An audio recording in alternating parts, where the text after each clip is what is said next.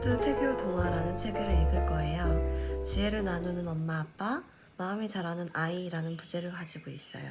정우홍 선생님이 글을 쓰셨고 애숑 님이 그림을 그렸네요. 폰트는 이런 명조체, 기본적인 명조체로 되어 있고요. 그림은 이렇게 중간중간 따뜻한 느낌으로 들어가 있네요. 책 중간중간에 아이에게 전하고 싶은 아름다운 가치 사전, 자유, 언제든 원하는 마음을 선택하는 것, 우울한 기분이 들 때마다 꼭 해야 할 질문이 있단다. 다른 기분을 선택할 순 없을까? 원하는 기분과 마음을 언제든 자유롭게 선택할 수 있다면 너는 진정한 자유를 느끼게 될 거야. 아이를 위한 여백. 아가야, 하루를 행복하게 시작하기 위해 아빠 엄마는 주로 이런 기분을 선택해. 너도 늘 이런 기분으로 선택했으면 좋겠어. 이렇게 엄마 아빠가 직접 글을 써주는 부분도 있고요. 중간중간 이야기와 아이에게 전해줄 수 있는 여백이 있는 그런 책입니다. 오늘은 이 책의 일부를 읽을 거고요. 중간중간 문장을 채집할 때 사용할 형광펜과 포인트 펜, 그리고 삐뚤어지는 게 싫어서 무인양품에서 구매한 30cm 자를 준비했습니다. 이 30cm 자는요, 쫙 이렇게 펼쳐지기 때문에 이 꺾인 면에도 홈이 생기지 않고 반듯해요. 다시 접으면 작게 보관할 수 있고요. 마음을 여는 이야기. 사람이 고마워서 요셉의 재산, 생쥐와 순례자, 추억의 포도밭, 새 친구, 높은 탑에 갇힌 공주, 농부의 궁전, 나그네의 운, 마음의 주인. 2장, 생각을 키우는 이야기, 무인도에서 있었던 일. 해적의 보물, 쓸데없는 것들의 고마움, 전설의 약초, 꼭 물어봐야 할 것, 3명의 나그네, 어느 학자의 눈물, 도시 영감 시골 젊은이, 아름다운 무인도. 터3, 영혼을 밝혀주는 이야기, 어떤 선물, 아버지와 아들, 그 겨울 7장이 놓인, 배려 사람과 사람의 틈을 배우는 마음, 나무 이야기, 친절, 세상에 은총을 내리는 일, 어릿광대, 공감, 낮은 대로 흐르는 마음의 주파수, 막내의 마법, 진심 가장 소중한 사람을 만났다는 뜻, 시인과 공주, 아름다움, 깊은 곳에서 우러나와 멀리 오래 퍼지는 향기, 성자를 기다리며, 형제의 열매. 먼저 프롤로그를 같이 읽어볼게요. 이야기를 위한 또 하나의 여백. 탈무드는 여백의 책이라고 합니다. 이야기를 한번 읽는데 그치지 않고 자기만의 상상과 해석으로 그 여백을 채운다는 뜻입니다. 그래서 탈무드에 실린 한 편 한 편의 이야기들은 지금도 수많은 이야기를 낳고 있습니다. 저도 어렸을 때 탈무드 책을 읽었었거든요. 그 기억이 나서 이번에 육아 준비를 하면서 탈무드 책을 다시 골라봤어요. 소중한 생명을 품고 계신 분을 생각하며 저도 나름의 여백을 채워봤습니다. 익숙한 이야기들을 살짝 바꿔보기도 하고 세 개의 이야기를 하나로 합쳐보기도 했습니다. 너무 교훈적인 의미에서만 충실하다기보단 행간에 숨어있는 마음의 흐름을 따라가고 싶었습니다. 그러는 동안 새삼 깨달았습니다. 탈무드는 태교하기 참 좋은 책이구나.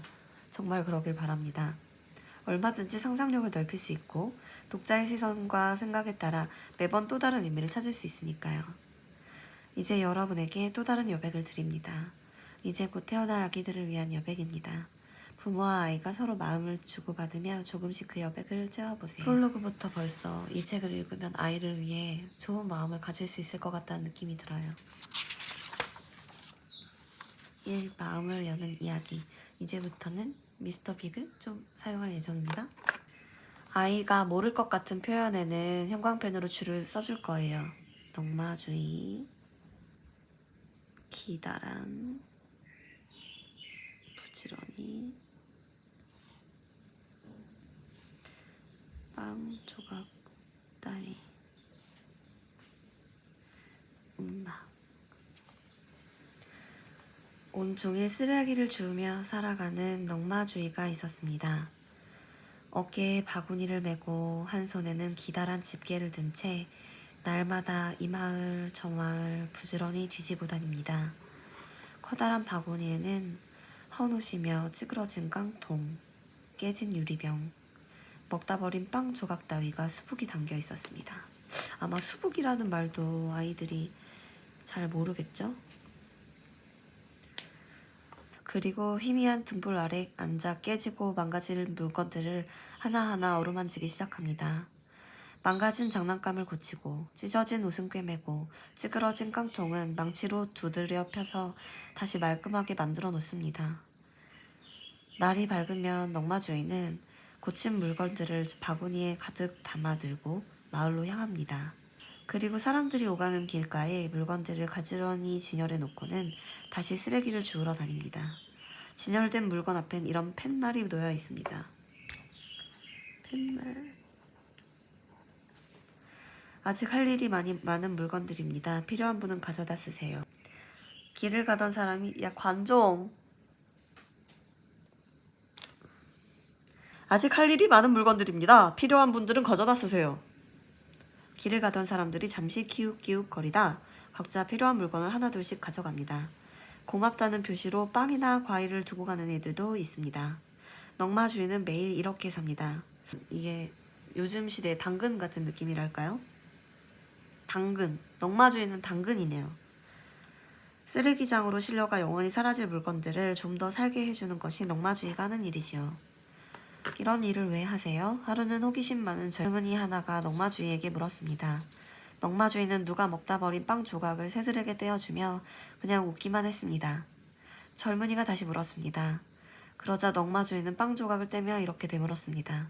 이 세상 최초의 사람은 어떻게 살았을까? 예?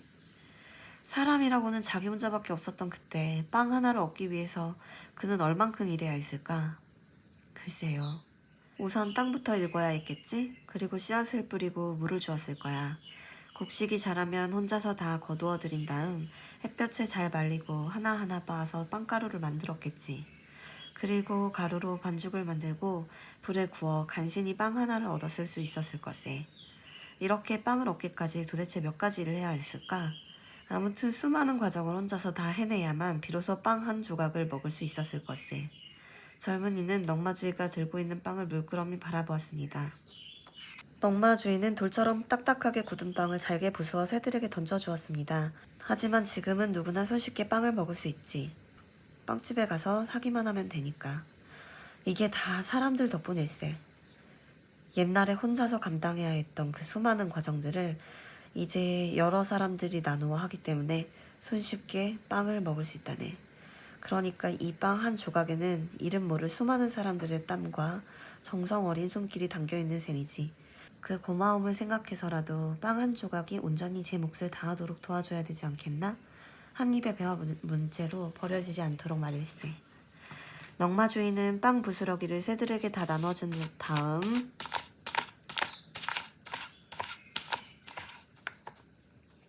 바구니에서 헌옷을 하나 꺼냈습니다. 이 옷도 마찬가지야.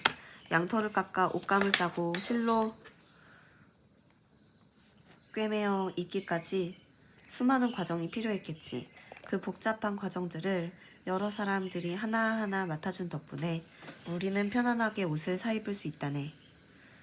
바구니에는 그것 말고도 쓰다버린 물건들이 가득했습니다. 넝마 주인은 그 물건들을 하나하나 어루만지며 이야기를 계속해 나갔습니다.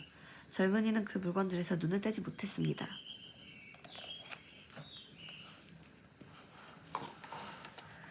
조금 전까지만 해도 한낱 쓰레기로 보이던 물건들이 새롭게 느껴졌습니다. 넝마 주인은 젊은이에게 하던 말을 마주하기 시작했습니다. 이 물건들 하나하나에 수많은 사람들의 시간이 스며 있다고 생각해보게. 값진 시간들이었을 게야. 그 시간들 덕분에 우리가 꿈꾸고 누리는 시간들이 더 많아진 게지. 고맙지 않은가? 고맙지 않은가? 고맙지 않은가? 엄마에게 고맙지 않은가? 고맙지 않은가? 팔 좀 치워주겠나? 고맙지 않은가? 아! 잘못했자. 빵 한 조각을 먹을 때도 헌옷을 입을 때도 나는 사람이 고맙다네. 사람이 고마워서 이 물건들이 자기 몫의 쓰임새를 다할 수 있도록 도와주고 싶은 거라네. 젊은이는 넝마 주인 곁에 앉아 버려진 물건들을 매만지며 시간을 보냈습니다. 여기부터 글을 쓸 수 있네요. 행복, 작은 일에도 감사함을 느끼는 마음. 아가야, 행복하다는 것은 고맙다는 뜻이란다. 따뜻한 차를 마시며 음악을 들을 때 행복하다면 따뜻한 차와 아름다운 음악에 감사한다는 뜻이지. 누군가의 손을 잡고 산책로를 걸을 때 행복하다면 그 사람과 고요한 산책로에 감사하다는 뜻이야. 이런 식으로 생각 못 해봤는데 그럼 참 감사한 곳이 많네요. 행복해라는 말은 언제든 고마워라는 말로 바꿔도 좋아. 작은 일에 고마워하는 사람이 행복한 사람이란다. 아가야, 엄마가 생각하는 행복이란 이런 거란다.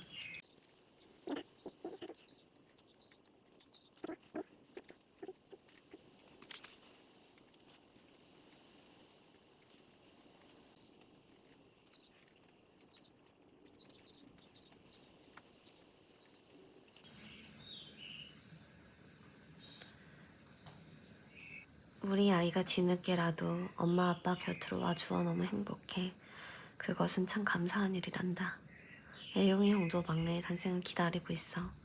우리 신바가 어서 엄마 아빠 곁으로 와주길 기대하고 있을게. 고마워, 사랑한다. 오늘은 그냥 아주 가볍게 적어봤어요. 임신이라는 것이 엄청난 선물이기 때문에 그것만으로도 행복하고 감사하고 그런 마음을 적고 싶었어요. 이렇게 오늘은 한 챕터를 읽었는데요. 하루에 한 챕터씩 조금씩 읽으면서 쓰고 싶은 말들을 쓸 생각이에요. 또 추가로 생각나는 말들이나 남편이 하고 싶은 말이 있으면 이 뒷페이지에 이어서 쓸 수 있게 그렇게 연결해서 전달해 줄 예정이에요. 총 15개의 유튜브를 찍게 되겠네요. 15개를 같이 저랑 읽어보시면 좋을 것 같아요. 감사합니다.